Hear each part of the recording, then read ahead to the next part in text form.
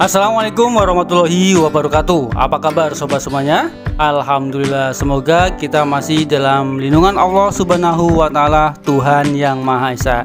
Dan tentunya para sobat semuanya juga dalam keadaan bahagia.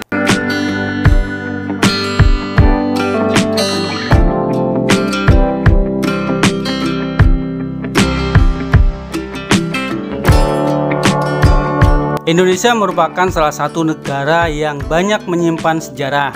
Beragam jenis karya seni 3 dimensi dapat diabadikan di tempat-tempat tertentu, khususnya karya seni 3 dimensi patung. Jakarta termasuk kota yang menyimpan banyak sejarah, namun karena pengaruh efek modernisasi, masyarakat sering melupakan hal-hal yang terjadi di masa lampau.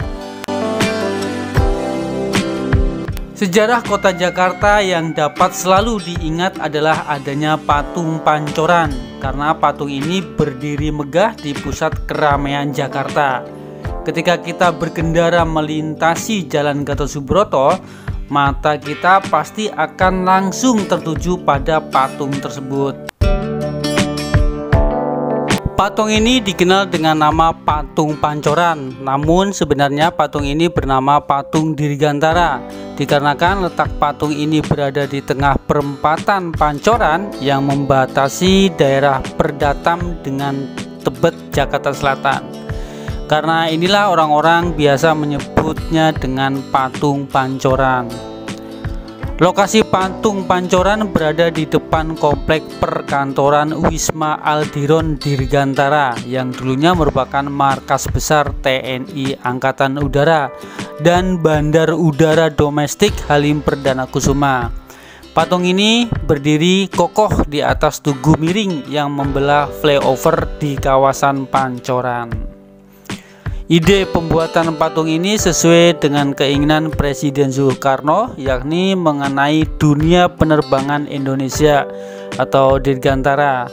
Patung ini menggambarkan manusia angkasa yang artinya menunjukkan semangat keberanian bangsa Indonesia didasarkan pada kejujuran, keberanian, dan semangat mengabdi. Menurut pembuatnya, Pak Edi Sunarso, patung ini merupakan gambaran untuk memimpin penerbangan Indonesia agar lebih maju, dan model yang memeragakan pose dari patung ini adalah Bapak Soekarno, dan wajah dari patung ini adalah Pak Edi Sunarso sendiri. Pak Edi Sunarso maksudnya.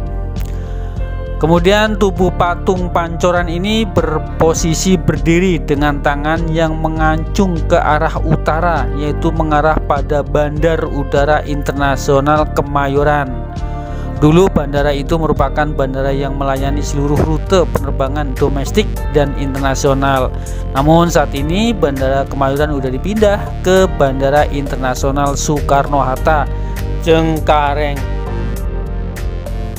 Patung Pancoran ini atau disebut juga dengan patung Dirgantara dibuat sekitar tahun 1964 sampai 1966 berdasarkan rancangan Pak Edi Sunarso, yaitu pembuatnya. Patung ini dikerjakan oleh pematung keluarga Arca Yogyakarta, yaitu PN Hutama Karya dan Insinyur Sutami sebagai arsitek pelaksana. Untuk proses pengecorannya dilakukan oleh pimpinan I Gardono. Pengerjaan patung sebenarnya selesai pada tahun 1964 di Yogyakarta, namun sempat mengalami keterlambatan karena adanya peristiwa gerakan 30 September Partai Komunis Indonesia, yaitu tahun 1965, dan akhirnya selesai pada akhir tahun 1966.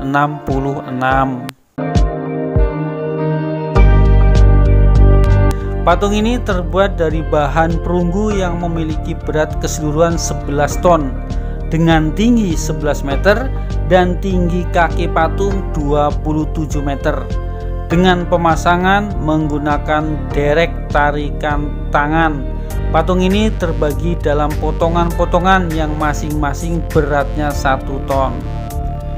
Biaya pemasangan patung baru bisa dibayar sekitar 5 juta dari total dana 12 juta yang sementara masih ditanggung oleh Pak Edi Sunarso. Patung ini merupakan monumen terakhir yang tak pernah diresmikan oleh Bapak Soekarno karena beliau terlanjur sakit lalu gugur. Biaya pemasangan tak pernah dilunasi oleh pemerintah walau Soekarno sempat menjual mobil pribadinya yang harganya sekitar 1 juta. Biaya pemasangan patung pun tidak bisa dilunasi. Dalam kaitan dengan pembangunan patung Dirgantara, ia terlibat banyak utang karena kebutuhan bahan pembuatan model patung cukup tinggi dan rumahnya disegel pada saat itu. Mengetahui hal itu, Bung Karno menjual mobil pribadi untuk menutupinya agar proses pengerjaan patung tetap berjalan. Dan masalah baru pun muncul. Kekuasaan Soekarno berhasil dilumpuhkan oleh Mayor Jenderal Soeharto. Akibatnya Orde Lama pun kemudian berganti dengan Orde Baru pada tahun 1965. Nah, hal itu sempat membuat proyek pembangunan patung Dirgantara sempat tak jelas arahnya. Lagi-lagi Soekarno menunjukkan jiwa pantang menyerahnya. Walaupun dirinya tak berada di puncak pemerintahan, Soekarno berani bertanggung jawab dan berkomitmen untuk menuntaskan pembangunan patung Dirgantara tersebut. Karena itu, Edi ikutan bersemangat.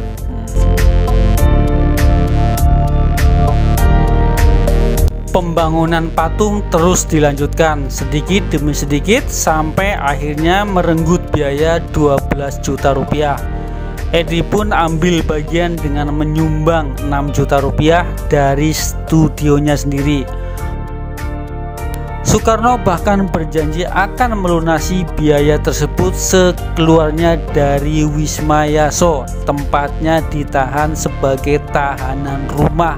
Ya, memang pada saat itu, pada saat Soeharto berkuasa, Pak Soekarno sangat dikucilkan, dibatasi ruang geraknya, bahkan dijadikan tahanan rumah. Dan akhirnya, jangankan melunasi hutang kepada saya, untuk melihat patung yang digagasnya sendiri saja Bung Karno tidak diperbolehkan oleh aparat Orde Baru. Sampai kemudian Bung Karno meninggal di tahun 1970. Yang paling menyedihkan, jenazah Bung Karno melintas di bawah patung monumen Dirgantara yang sedang saya selesaikan, dan kebetulan saya sedang bekerja di sana, tutur Pak Edi. Kepergian sang proklamator kemerdekaan pada tahun 1970 sempat membuat Edi bersedih lantaran sudah janji dengan Bung Karno. Edi kemudian tetap bersemangat menuntaskan amanat terakhir Bung Karno, dan Edi berhasil. Sekalipun tidak pernah diresmikan oleh pemerintah pengganti Soekarno yaitu Presiden Soeharto, patung Dirgantara tegar berdiri menggelorakan semangat mengekspresikan wajah Gatot Kaca.